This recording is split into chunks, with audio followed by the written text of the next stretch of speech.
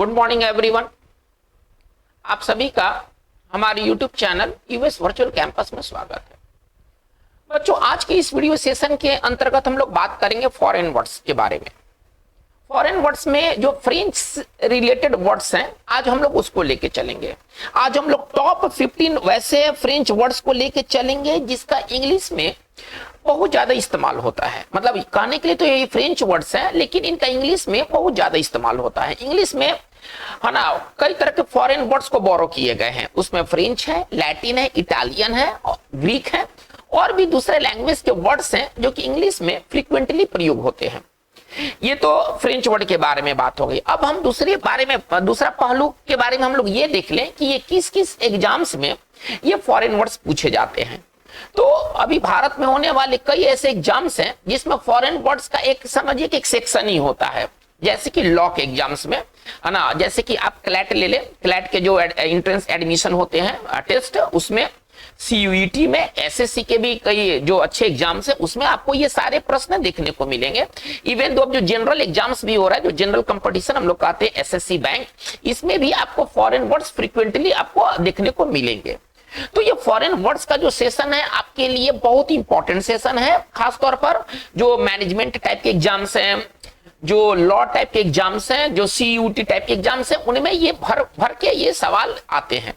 तो चलिए आज की इस वीडियो सेशन की शुरुआत करते हैं। सबसे पहले हमारा वर्ड जो है वो है, देखिए, कुरान। देखिए, हम लोग सबसे बड़ा फ्रेंच वर्ड के साथ समस्या क्या है, फ्रेंच वर्ड में जो उच्चारण है ना उसके साथ बड़ी इनकंसिस्टेंसी है। कहने का तात्पर्य कि फ्रेंच वर्ड्स में लिखावट कुछ और होते हैं, ठीक है ना, लिखावट कुछ और होंगे और उच्चारण कुछ और होंगे।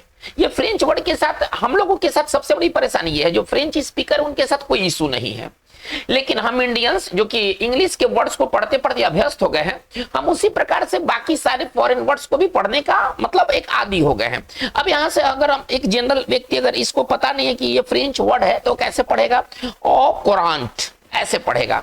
जबकि ये फ्रेंच रिलेटेड जो वर्ड है, ये जो फ्रेंच ओरिजिन के वर्ड है, इनका सही उच्चारण कैसे होना चाहिए, ओ कुरान। अब वैसे तो मुझे भी पढ़ने नहीं आ रहा है, जैसे कि फ्रेंच मैन पढ़ लेगा, लेकिन हम अगर मैक्सिमम अगर हम एक्यूरेसी के बारे में बात करें तो इसका जो उच्चारण है वो है ओ कुरान। मतलब हम इसको इस तरह से पढ़ेंगे, लिखावट कुछ और है, ठीक है ना, और उच्चारण कुछ और है। हालांकि 100% एक्यूरेसी इस वीडियो सेशन में भी नहीं मिलेगा आपको। अब इसके लिए तो आपको किसी फ्रेंच मैन को पकड़ के लाना होगा जो आपको इसका सही मतलब 100% एक्यूरेसी के साथ उच्चारण करे। फिर भी हम लोग मैक्सिमम एक्यूरेसी की जहां तक बात है वहां तक अगर हम बात करें तो इसका मतलब उच्चारण होगा ओ कुरान, ठीक है। चलिए, ये पार्ट ऑफ स्पीच से क्या है, ये पार्ट ऑफ स्पीच से एडजेक्टिव है। चलिए, ओ कुरान का मतलब क्या होता है। देखिए, अगर आप किसी के प्रति ओ कुरान है तो इसका मतलब है कि आप उसके प्रति अवेयर हैं, जानते हैं कि क्या घट रहा है, आप उससे उस चीज से वाकिफ है, अवगत है, ठीक है ना। तो ओ कुरान के दो अर्थ हैं, एक इसका अर्थ है अवगत या वाकिफ, आप वाकिफ और अवगत आप समझते हैं, और दूसरा मतलब है फैशनेबल। फैशनेबल आप समझते हैं, उसके हिंदी की तरफ जाने की कोई जरूरत नहीं है। तो ओ कुरान के दो अर्थ हैं, एक इसका अर्थ है वाकिफ और दूसरा इसका अर्थ है फैशनेबल या स्टाइलिश। चलिए, तो ओ कुरान का सिनोनिम्स क्या होगा, इसका दो सिनोनिम्स है, सिनोनिम्स 1 एंड सिनोनिम्स 2। चलिए, अगर हम वाकिफ के लिए अगर हम बात करें, जो इंग्लिश में हम लोग इस्तेमाल करते हैं, तो क्या इस्तेमाल करते हैं, well informed, up to date, है ना। अगर आप किसी से अप टू डेट है तो आप उसको जानते हैं, आप उन चीजों से वाकिफ है। चलिए, इसका एक्सप्लेनेशन क्या है, aware of what is going on, यानी कि जो हो रहा है उसके प्रति आप सजग हैं, आप जानते हैं कि क्या हो रहा है। चलिए, अब इससे थोड़ा सा सेंटेंस हम थोड़ा सा देख लेते हैं। हमको किसी से पूछना है कि जो लेटेस्ट कोई न्यूज आया है क्या तुम उसको जानते हो, मतलब हमको किसी से बात करना है कि जो लेटेस्ट न्यूज है क्या तुम उसके प्रति वाकिफ हो, जानते हो। तो हम कैसे पूछेंगे, आर यू। अगर हमको इस फ्रेंच वर्ड का इस्तेमाल करके बनाना है, आर यू। चलिए, ओ कुरान, आर यू ओ कुरान, ठीक है ना। चलिए, with the latest news, with the latest news. चलिए, तो ये हमारा यूज रहा ओ कुरान का सेंटेंस के भीतर, ठीक है ना, कि सेंटेंस में हम कैसे ओ कुरान का यूज करेंगे, तो ये इस तरह से इसका यूज बताया गया है, ठीक है। तो इसका मतलब क्या है, इसका हिंदी कैसे निकलेगा, क्या आप जो लेटेस्ट न्यूज है, जो अभी हाल का जो सबसे ताजा खबर है, क्या आप उससे वाकिफ हैं।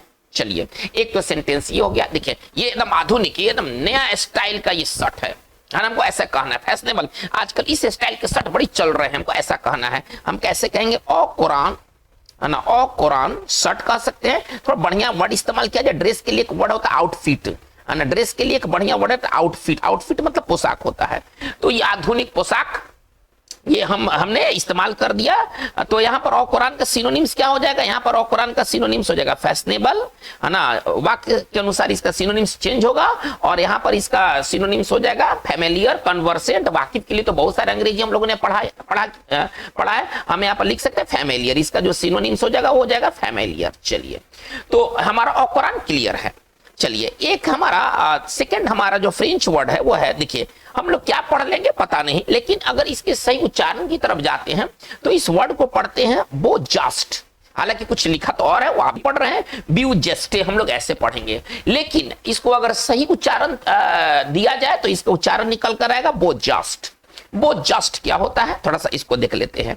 ए जेनरस एक्ट, इसका सिनोनिम्स क्या होगा? ए जेनरस एक्ट, ए ग्रेसफुल गेस्चर, मतलब शिष्ट भाव का दिखावा, है ना। बेमतलब का जो शिष्ट भाव का आदमी जो दिखावा करता है ना, उसको कहते हैं, है ना, बोजास्ट। ये एक फ्रेंच वर्ड है जिसका इंग्लिश में इस्तेमाल होता है, ठीक है ना। एक फ्रेंच वर्ड है जिसका इंग्लिश में इस्तेमाल होता है। और इस शिष्ट भाव का आदमी दिखावा करता है, या इसको हम एक ऐसे कर सकते हैं ना, इसका एक दूसरा हिंदी लिख सकते हैं नेक कार्य। लेकिन एक दिखलाने के लिए जो नेक कार्य किया जाता है ना, हम उसके लिए ये बोजास्ट का इस्तेमाल होता है। तो बोजास्ट का सिनोनिम्स क्या होगा? ए जेनरस एक्ट, ए ग्रेसफुल गेस्चर। देखिए, ये जो बो है इसका जो फ्रेंच में लिटरली मीनिंग क्या है? ये फ्रेंच वर्ड है, या बो जो है ना ये फ्रेंच वर्ड है, और इसका जो लिटरली मीनिंग है हैंडसम, फाइन। इसका जो लिटरली मीनिंग है, कैसे इसको हम लोग करते हैं, इसको हटा देते हैं। चलिए एक बार इसको पुनः देखते हैं। इसका जो लिटरली अर्थ है ना वो क्या है? इसका हैंडसम। इसका जो लिटरली अर्थ है हैंडसम, यानी कि जिसमें आपको ये लग जाएगा, वो एक अच्छा वाली बात कहेगा, ठीक है ना। तो बो जस्ट में बो लगा हुआ, हैंडसम, फाइन, हम इसको समझ सकते हैं। ए जेनरस एक्ट, ए ग्रेसफुल गेस्चर, ठीक है ना। चलिए हम आगे बात को लेके चलते हैं। तो हमारा वर्ड नंबर हम 3 देखते हैं कि वर्ड नंबर हमारा 3 क्या है। वर्ड नंबर 3 कहता है, देखिए इसको क्या पढ़ेंगे? ऐसे तो पढ़ेंगे ब्यूमोंड, ऐसे तो पढ़ेंगे ब्यूमोंड पढ़ेंगे। लेकिन अगर इसको फ्रेंच अगर तरीके से, अगर सही तरीके से पढ़ा जाए तो इसका उच्चारण क्या होगा? बोमोन। इसको पढ़ेंगे बोमोन। बोमोन का मतलब क्या होता है? देखिए, बोमोन का मतलब होता है, आप देख रहे हैं, शौकीन लोगों का समाज, रसिक मंडली, जो हाई फाई सोसाइटी होता है। आप ऐसे समझिए, जो हाई फाई सोसाइटी होते हैं वो बोमान कहलाते हैं फ्रेंच में। और इसका इंग्लिश में ना बहुत ज्यादा इस्तेमाल होता है। इस बोमान का देखिए व्यू, अब यहां भी जो बो आया है ना, इसका भी अर्थ क्या निकलेगा? हैंडसम, फाइन, ठीक है ना। ये फ्रेंच का जो लिटरली अर्थ है, इसका बो का मतलब होता है हैंडसम या फाइन, यानी कि जहां ये जुटेगा उसमें अच्छा वाली बात आ जाएगी, ठीक है ना।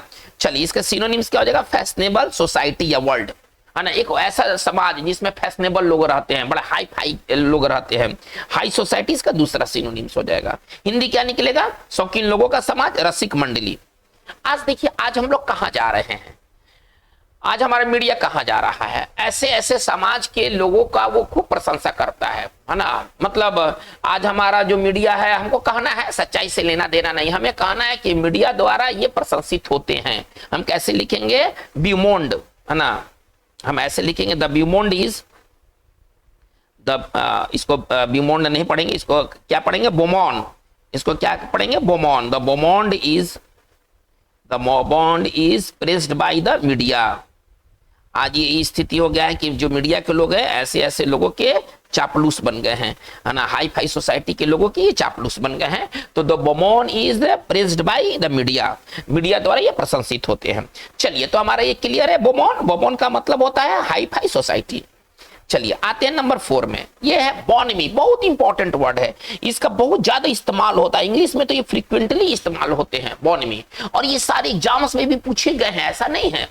ये सारे एग्जाम्स से रिलेटेड वर्ड है। हम लोग केवल इसी तरह से बेमतलब के वर्ड नहीं पढ़ रहे हैं। अगर आप कहिएगा सर ये सारे आते एकदम, बिल्कुल आज के परिप्रेक्ष्य में आपको फॉरेन वर्ड्स से सुसज्जित होना है, आप ऐसा समझ लीजिए। अगर आप केवल जो हम लोग जो वर्ड्स पढ़ते हैं, केवल अगर आप उनको जानते हैं और फॉरेन वर्ड्स के बारे में जानकारी आपको नहीं है, तो छोटे छोटे एग्जाम्स में भी आपको घाटा उठाना पड़ेगा, इस, है ना, इसके जानकारी का भाव में आपको घाटा उठाना पड़ेगा। चलिए, वर्ड क्या है? बॉनमी। इसको पढ़ेंगे बॉनमी, इसका उच्चारण करेंगे बॉनमी। ये नाउन है, पार्ट ऑफ स्पीच से नाउन है।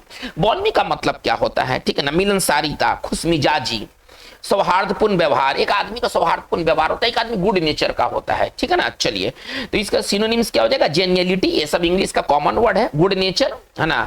एक्सप्लेनेशन देख लेते हैं, एक्सप्लेनेशन से वर्ड बहुत क्लियर हो जाते हैं। A feeling of cheerful friendship, ठीक है ना। चलिए, ये बॉनमी है। जैसे कि हमको कहना है कि उसने मतलब सौहार्दपूर्ण व्यवहार दिखाया, हमको कहना है कि मीटिंग में उसने सौहार्दपूर्ण व्यवहार दिखाया, ओके, सौहार्दपूर्ण व्यवहार का प्रदर्शित किया, मिलनसारिता दिखलाया, मिलनसारिता का भाव दिखलाया, मतलब लगा कि वो लोगों से मतलब फ्रेंडलीनेस वो रखता है। चलिए कैसे लिखेंगे, ही एक्सूड, एक्सूड मतलब होता है दिखाना, कोई फीलिंग को दिखलाने के लिए हम लोग वर्ड एक्सूड करते हैं। एक्सूड का मतलब होता है दिखाना, सरल भाषा में समझिए प्रदर्शित करना। ये एक्सूडेड क्या है ना, चीयरफुल, और वर्ड स्मार्ट बनाने के लिए लगा सकते हैं चीयरफुल बॉनमी, चीयरफुल बॉनमी। देखिए वर्ड क्या लिखा है और पढ़ के आ रहे हैं, यही है ना, यही फ्रेंच वर्ड की निशानी है। तो ये एक्सूडेड चीयरफुल बॉनमी है ना ड्यूरिंग द मीटिंग, है ना, मतलब मीटिंग के दौरान उसने लोगों के साथ मिलनसारिता का भाव दिखलाया, फ्रेंडलीनेस दिखलाया, जेन्युइनिटी दिखलाया। तो चलिए, बॉनमी का मतलब होता है गुड नेचर, सरल भाषा में समझे गुड नेचर, ठीक है ना। चलिए हम लोग आगे बात को लेकर चलते, वर्ड नंबर 5। देखिए ये इसको क्या पढ़ेंगे, है ना, इसका उच्चारण करेंगे बॉनजॉ, बॉनजॉ, है ना, इसको पढ़ेंगे बॉनजॉ। ये इंटरजेक्शन है, इंटरजेक्शन है ना, विषम बोधक शब्द होते हैं, जैसे हम लोग कहते हैं आउच, है ना, हम कहते हैं ये सब क्या है, ये सब इंग्लिश का इंटरजेक्शन है। तो वैसे ये फ्रेंच इंटरजेक्शन है, और इसका इस्तेमाल हम क्या कहने के लिए करते हैं, इसको इस्तेमाल करने के लिए हेलो, मतलब किसी का अभिवादन हम लोग कैसे करते हैं, ध्यान कृष्ट कैसे करते हैं, बोलते हैं हेलो, है ना। चलिए, ये हम कहते हैं गुड डे, ऐसे भी हम कहते हैं। चलिए, तो ये एक मतलब जब हम किसी से मिलते हैं तो ये वर्ड कहा जाता है। देखिए क्या लिखा गया है, used as a general greeting. जब हम लोग किसी का अभिवादन करते हैं तो इसमें हम लोग इसका इस्तेमाल करते हैं। हमको कहना है जैसे कि हेलो सर, तो फ्रेंच में कैसे कहेंगे इसको, बॉन्जो, है ना। हम इसको कैसे कहेंगे, बॉन्जो सर, बॉन्जो मैडम, है ना, इसको कहेंगे बॉन्जो मैडम, बॉन्जो सर। चलिए, तो ये हमारा ये इंटरजेक्शन है जिसका मतलब होता है हेलो, जिसका मतलब होता है हेलो। चलिए हमारा वर्ड नंबर 6 की ओर आते हैं। ये कर है क्या, पहले उसका उच्चारण। सबसे पहले फ्रेंच भाषा में जो वर्ड इस्तेमाल होते हैं सबसे पहले उनके उच्चारण पर नजर डालते हैं।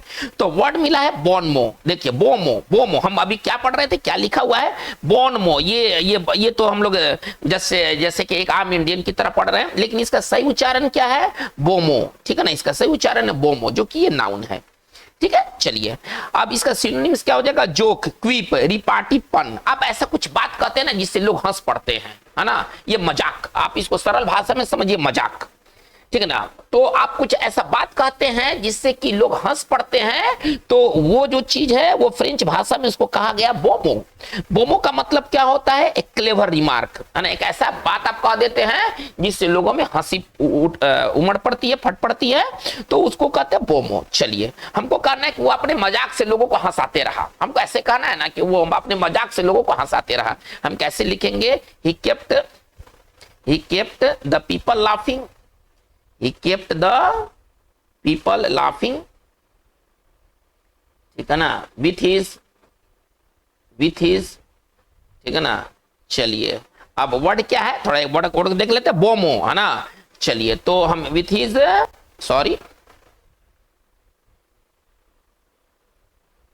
with his बोमो।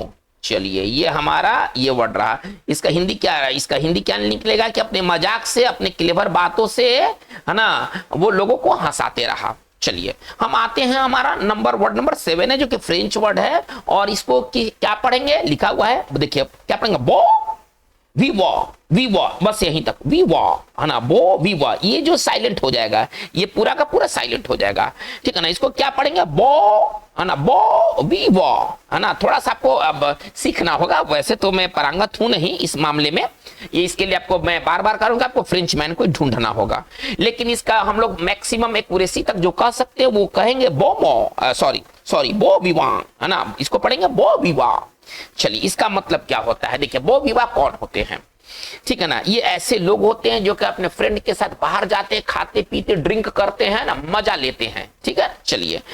चटोर व्यक्ति, इसको है ना खाने पीने वाला व्यक्ति, बाहर जाता अपने दोस्तों के साथ है ना और खूब खाता पीता और ड्रिंक्स पीता है। चलिए, एक व्यक्ति जो अपने दोस्तों के साथ बाहर जाकर खाने पीने का आनंद ले, उसको कहते हैं बोन विवा। ठीक है, चलिए सिनोनिम्स का हो जाएगा गॉरमांड या एपिक्योर। ये सब इंग्लिश में इस्तेमाल होने वाले टॉप क्लास के ये वर्ड है ना, ये इंग्लिश में इस्तेमाल होने वाले टॉप क्लास के वर्ड है। चलिए, अब इसका एक्सप्लेनेशन कैसा है? A person with A sociable and luxurious life style, जो कि लग्जरियस लाइफ स्टाइल जीता है, एकदम वैभव की जिंदगी जीता है, ठीक है ना। तो वो क्या है? वो है बो विवो। ठीक है, चलिए हम लोग आगे बात को लेके चलते हैं। नंबर 8 में आते हैं।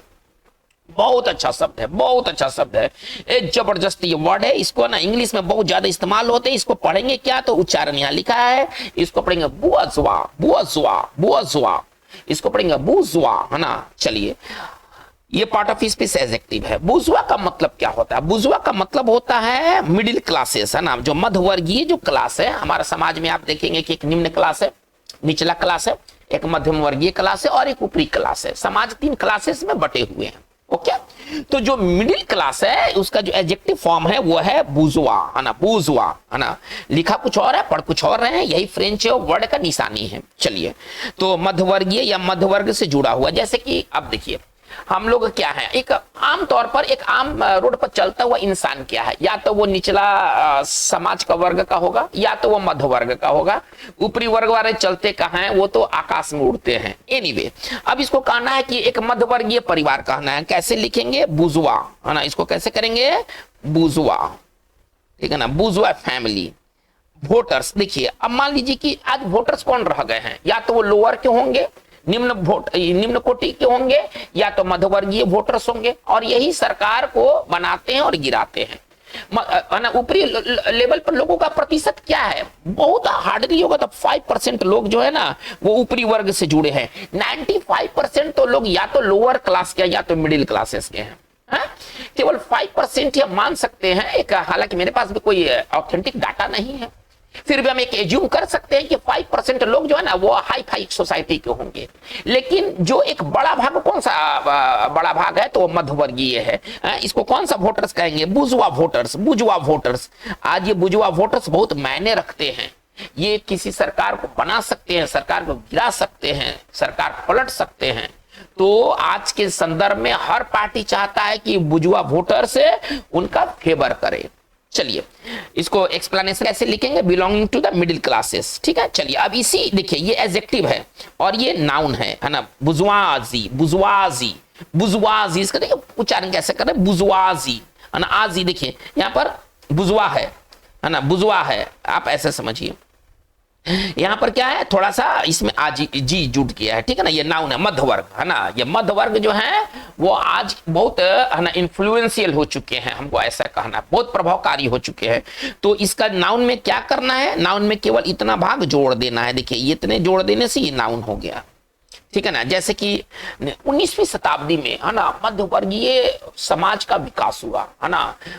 उसके पहले लोअर क्लासेस था, लेकिन 19वीं सेंचुरी में क्या हुआ कि इंडस्ट्रियल रिवॉल्यूशन हुआ, लोगों के पास पैसा आने लगा, लोगों का थोड़ा सा स्टेटस बढ़ा। ठीक है ना, अब हम इसको कैसे लिखेंगे? द राइज ऑफ, है ना, द बुर्जुआजी, है ना, द, चूंकि नाउन चाहिए ना आपको क्या चाहिए? नाउन चाहिए। The rise of the bourgeoisie in the 19th century, in the 19th century. ये समझिए, ये 19th सेंचुरी में ना इनका विकास हुआ, इनका राइज हुआ। ठीक है ना, इसके पहले ये सारे तो लोअर क्लासेस वाले थे, लेकिन जैसे पैसा आया इनका क्लासेस थोड़ा सा ऊपर एलिवेट हुआ, है ना। तो ये 19th सेंचुरी में रियल सेंस में कहा जाए तो मध्यवर्गीय समाज का, है ना, राइज हुआ। आइए वर्ड नंबर 9 में आते हैं। वर्ड क्या है? कह रहे हैं ब्रासरी। ब्रासरी क्या होता है ना, देखिए ब्रासरी का मतलब क्या होता है कि वैसा होटल जो कि फ्रेंच स्टाइल में बना हुआ है ना, कि वो यहाँ लिखा हुआ नहीं है, फ्रेंच स्टाइल में बना हुआ रेस्टोरेंट को कहते हैं, है ना। हम ऐसे इसको तोड़ के लिख सकते हैं, ए रेस्टोरेंट, है ना, ए रेस्टोरेंट, ठीक है ना, in French style. French style में बना हुआ रेस्टोरेंट को कहते हैं ब्रासरी, है ना, इसको ऐसे भी कह सकते हैं, लेकिन इसका जो सिनोनिम्स के तौर पर उतना थोड़े पूछेगा, है ना, फ्रेंच स्टाइल में बना है कि ग्रीक स्टाइल में बना है, वो आपको इस तरह का आपको एक्सप्लेनेशन मिलेगा, है ना। एन इनएक्सपेंसिव होटल या रेस्टोरेंट आप उसको जो कह सकते हैं। हमको कहना है कि मैंने एक सस्ता मतलब होटल में मैंने लंच किया या ब्रेकफास्ट किया, कैसे लिखेंगे, वी, है ना, वी हैड, ठीक है ना, ए डिलीशियस, है ना, वी हैड ए डिलीशियस, है ना, लंच, ओके, है ना, इन अ सस्ते होटल कहना है। तो सस्ते होटल के लिए क्या वर्ड है, ब्रासरी, है ना, इसके लिए वर्ड है ब्रासरी। चलिए, तो ये हमारा ये कंप्लीट रहा। ब्रासरी का मतलब क्या होता है, सस्ता सुविस्ता होटल को ब्रासरी कहते हैं, ठीक है ना। और इसका एक मतलब ये भी हो सकता है कि जो होटल जो फ्रेंच स्टाइल में बने हैं, जो फ्रांस में ऐसे होटल या ऐसे रेस्टोरेंट आपको आमतौर पर देखने को मिल जाएंगे। तो ब्रासरी का एक बार फिर से मतलब समझा जाए, ब्रासरी का मतलब होता है सस्ता होटल। लेकिन फ्रेंच भाषा में इसका जो लिटरली मीनिंग क्या है, फ्रेंच भाषा में इसका ओरिजिनल मीनिंग है ना शराब खाना, ब्रीवरी। देखिए इसका जो ओरिजिनल मीनिंग क्या है ना, हालांकि ओरिजिनल मीनिंग अब तो ये देखिए, ये फ्रेंच में ना, ये फ्रांस में इसका इस मीनिंग का इस एक के साथ इस्तेमाल किया जाता है, ब्रीवरी, ठीक है ना। ब्रीवरी का मतलब क्या होता है, शराब खाना, है ना। ब्रीवरी का मतलब क्या होता है, शराब खाना। यहाँ पर ई होना चाहिए, सॉरी, ब्रीवरी का मतलब होता है शराब खाना। तो इसका जो लिटरली मीनिंग होता है वो ब्रीवरी होता है ना, जहां पर शराब बनता है, शराब खाना आप इसको कह सकते हैं, ठीक है। लेकिन हमें इस मीनिंग की तरफ नहीं जाना, ये तो मैं बता दूं इसका ओरिजिनल मीनिंग क्या है। इसका ओरिजिनल मीनिंग ब्रीवरी है, लेकिन इसका किस मीनिंग के साथ इसका हम इस्तेमाल करते हैं, तो सस्ता होटल, है ना। इसका जो अब जो इस्तेमाल होने वाला, जो इंग्लिश में जो इस्तेमाल होता है वो इस अर्थ के साथ इस्तेमाल होता है, सस्ता होटल। एनीवे, हम आगे बात को लेके चलते वर्ड नंबर 10 में। चलिए, ये brunette. Brunette, who is brunette? Brunette कौन होती है? तो एक ऐसी श्वेत महिला, अंग्रेजी है श्वेत महिला, जिसके भूरे बाल हो, है ना, जिसके भूरे बाल हो, वो ब्रूनेट कहलाती है। कैसे लिखेंगे, ए व्हाइट वुमन, ठीक है ना, विथ डार्क ब्राउन हेयर, गहरे भूरे बालों वाली श्वेत जाति की महिला, वो कोई इंग्लिश लेडी होगी जिसके भूरे बाल है, तो वो कहलाती है ब्रूनेट, है ना, वो ब्रूनेट होती है। आप इसको समझ सकते हैं कि भूरे बाल वाली महिला को ब्रूनेट कहेंगे। ओके, चलिए, ये हमारा वर्ड नंबर 11 में आते हैं। पढ़ेंगे क्या, अपन इसको उच्चारण देखते हैं, इसको पढ़ेंगे ब्रुस्क, है ना, इसको पढ़ेंगे ब्रुस्क। ये इंग्लिश में बहुत ज्यादा इस्तेमाल होता है। ब्रुस्क का मतलब क्या है, देखिए, यदि कोई व्यक्ति ब्रुस्क है तो इसका मतलब है कि वो व्यक्ति बहुत कम शब्द इस्तेमाल करता है, थोड़ा सा तीखा बोलता है, थोड़ा सा रूखा बोलता है, उसके आवाज में ना मतलब फीलिंग नाम का कोई चीज नहीं है, है ना। कोई पूछा कि खाना खाए हो, बोला हाँ, आगे हाँ कह के चुप हो गया। अब इसका जो रिप्लाई होगा वो कौन सा रिप्लाई होगा, ब्रुस्क रिप्लाई होगा, है ना। इसके आवाज में रूखापन था, वाक्य में, इसके वर्ड में ना फीलिंग्स का भाव था। तो इस तरह के कोई व्यक्ति अगर कोई काम करता है तो उसके इस काम को कहते हैं ब्रुस्क, ठीक है ना। ब्रुस्क सिनोनिम्स क्या हो जाएगा, एब्रप्ट, शार्प, कट, है ना, इन मैनर या स्पीच। आप अपने व्यवहार में अथवा आप अपनी स्पीच में कोई तरह का सिंपैथी नहीं रखते हैं, कोई तरह का फीलिंग नहीं लगते हैं, लोगों से रूखा व्यवहार करते हैं, तो आप उसके साथ ब्रुस्क, है ना, ब्रुस्क हैं, ठीक है ना। कम शब्दों का प्रयोग करते हुए अशिष्ट एवं रूखा व्यवहार, या व्यवहार हो सकता है या कथन हो सकता है। छोटा वर्ड में कहे तो रूखा, जैसे कि देखिए, कोई व्यक्ति था आज मेरे साथ तो रूखापन से पेश आया, है ना। अगर हमको कहना है कि वह मेरे साथ रूखापन से पेश आया, कहने का तात्पर्य क्या है, ठीक है ना, कि मतलब उसके ना तो व्यवहार में सिंपैथी था, ना फीलिंग था, ना वर्ड्स में सिंपैथी फीलिंग था, ठीक है ना। वो मेरे साथ रूखापन से पेश आया, हमको ऐसा कहना है, ठीक है ना, पेश आया। चलिए, अब इसको सिंपल से बना सकते हैं। हिंदी तो केवल सपोर्ट के लिए, मैं कोई ट्रांसलेशन नहीं बना रहा हूं। हिंदी कुछ और होगा, अंग्रेजी कुछ और होगा। हम लिख सकते ही वाज, ठीक है ना। चलिए, अ लिटिल, थोड़ा सा वाक्य को इम्फेटिक बना रहा हूं, ठीक है ना। He was a little brusque, चलिए, he was a little brusque with me. Hindi भूल जाइए कि हिंदी क्या है, हिंदी तो केवल सपोर्ट के लिए है, मैं कोई ट्रांसलेशन का काम नहीं कर रहा हूं। ये तो हिंदी केवल सपोर्ट के लिए कि हाँ आप मोटा मोटी अर्थ समझें, है ना। He was a little brusque with me. चलिए, वर्ड है 12 नंबर, बहुत इंपॉर्टेंट है, सुपर इंपॉर्टेंट है ना। इसको पढ़ेंगे क्या, काट ब्लांस, इसको पढ़ेंगे काट ब्लांस, है ना। सौ पढ़ेंगे इसको ना, इतना को सौ पढ़ेंगे, इतना को ना सौ पढ़ेंगे।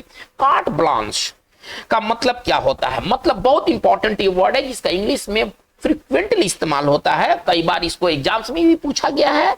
और ये इसका मतलब होता है कंप्लीट फ्रीडम। कंप्लीट फ्रीडम, आपको जो करना कीजिए, आपको पूर्ण स्वतंत्रता दी जाती है। तो मनचाहा कार्य करने के लिए आप ऐसा समझिए, मनचाहा कार्य करने के लिए जो पूर्ण स्वतंत्रता दी जाती है, आपको जो करना वो कीजिए, जो आपको अच्छा लगे कीजिए। तो इसके लिए वर्ड है कार्ट ब्लांच। जैसे कि देखिए, एक घर को सजाना था, ओके, तो एक वास्तुकार आर्किटेक्ट लाया गया। अब आर्किटेक्ट को कह दिया गया कि जैसे मन वैसे आप घर को डेकोरेट करो, है ना, आपको जो अच्छा लगता है आप करो, पूर्ण स्वतंत्रता दे दिया गया, कोई रोक टोक नहीं। हम कैसे लिखेंगे? द आर्किटेक्ट, द आर्किटेक्ट मतलब नक्काशीकार को क्या कहते हैं? The architect was given carte blanche, was given carte blanche to decorate the house, to decorate the house।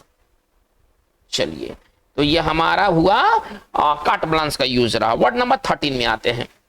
चलिए, इसको क्या पढ़ेंगे? थोड़ा सा उच्चारण बड़ा अजब है। कू कू कूडिमा, कूडमा, कूडमा, इसको पढ़ेंगे कुडमा, ठीक है ना। कुडमा का मतलब क्या होता है? देखिए, शत्रु पर किया गया अचानक हमला को कहते कुडमा, अचानक हमला को कहते कुडमा। इसका उच्चारण बहुत मायने रखता है। कू, ये इसमें पी साइलेंट है, द, इसको मां पढ़ेंगे बस यहीं तक, ये साइलेंट रह जाएगा, ठीक है। चलिए, इसको पढ़ेंगे कुडमा। ये नाउन है, पार्ट ऑफ स्पीच से नाउन है। इसका मतलब क्या होता है? ए सडन अटैक, है ना, ब्लिट्ज, शत्रु पर किया गया अचानक हमला।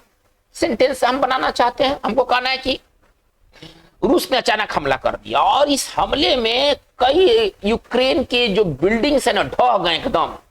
हम कैसे लिखेंगे? सना सेवरल बिल्डिंग्स,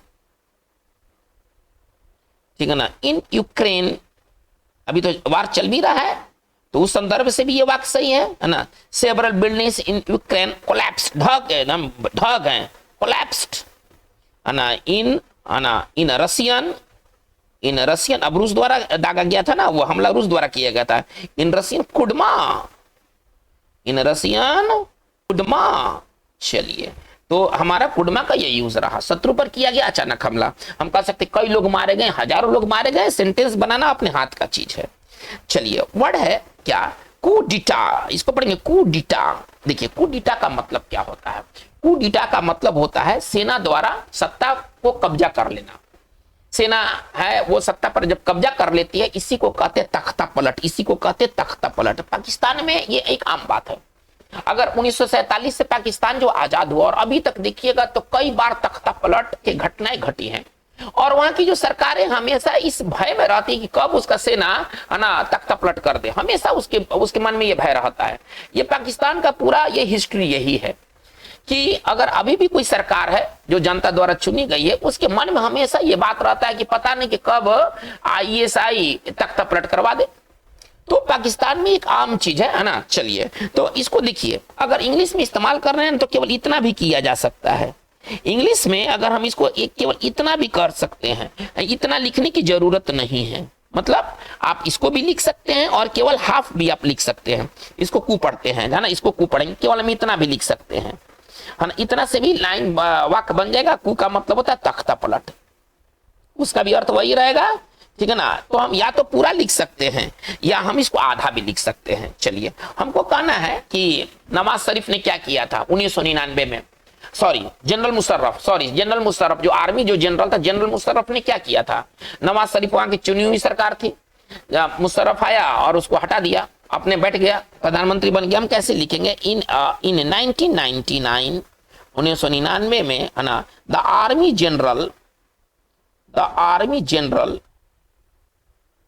ठीक है, द आर्मी जनरल, ठीक है ना, सीज्ड, है ना, द आर्मी जनरल मुशर्रफ, यहां पर लिखना पड़ेगा, मुशर्रफ लिखना पड़ेगा, द आर्मी जनरल मुशर्रफ, चलिए, सीज्ड पावर, ठीक है ना, इन अ मिलिट्री कू, इन सेना का वहां था ना, सेना द्वारा तख्ता पलट किया गया था ना, ये तो खुद आर्मी ये जनरल था, ठीक है ना।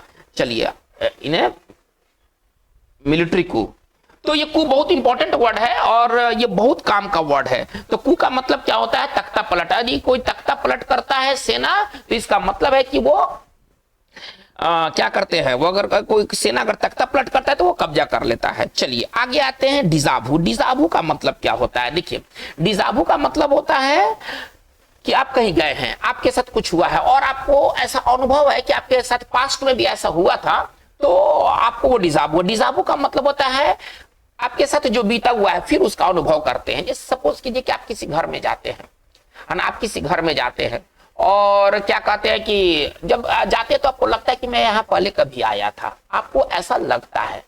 आप कभी आए होंगे, याद नहीं है, लेकिन आप जब जैसे आप उस घर में जाते हैं तो आपको लगता है कि हम यहाँ पहले कभी आए थे। हम इसी चीज को कैसे लिखेंगे, है ना, आई हैड ए स्ट्रॉन्ग, चलिए इसी चीज को मैं लिखना चाहता हूं तो कैसे लिखूंगा, I had a strong deja vu, I has a strong deja vu, ठीक है ना, as I enter the house, as I enter the house, इसका हिंदी क्या निकलेगा कि जो ही मैं घर में प्रवेश किया, है ना, मुझे पूर्वानुभव हुआ, है ना, कि मतलब मैं इस घर में पहले आया था। तो डेजाबू बहुत ही काम का वर्ड है। डेजाबू का मतलब होता है पास्ट लाइफ एक्सपीरियंस, आप अपनी बीती हुई चीजों को फिर से आप अनुभव करते हैं, इसी को कहते हैं डेजाबू। तो बच्चों आज के इस वीडियो सेशन में हम लोगों ने टॉप 15 फॉरेन वर्ड्स में फ्रेंच वर्ड्स को देखे हैं, जो कि एग्जामिनेशन पॉइंट ऑफ व्यू से काफी और काफी इंपॉर्टेंट है। इसी तरह के सवाल अब आपको देखने को मिलेंगे, मतलब कि मैनेजमेंट के एग्जाम्स में, क्लैट के एग्जाम्स में, सीयूटी के एग्जाम्स में और अन्य एग्जाम्स में भी। लेकिन आपका ये जो फॉरेन वर्ड्स का ये जो वीडियो सेशन आगे भी जारी रहेगा, अभी तो स्टार्ट हुआ है, ठीक है ना। आप चैनल के साथ बने रहे। आज की बात बस इतना ही। Thank you very much.